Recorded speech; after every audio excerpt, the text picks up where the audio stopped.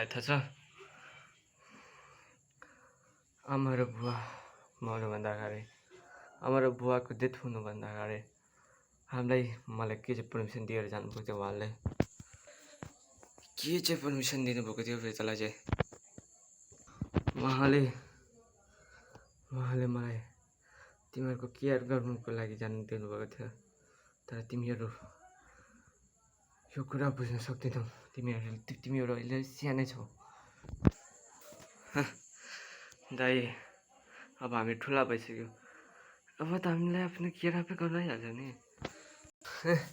थाहा छ मलाई तिमीहरू ठुलो भइसक्यो भनेर तर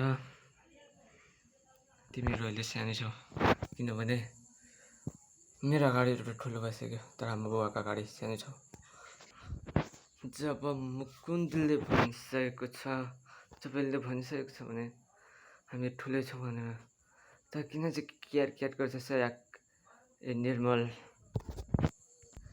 केयर गरेको होइन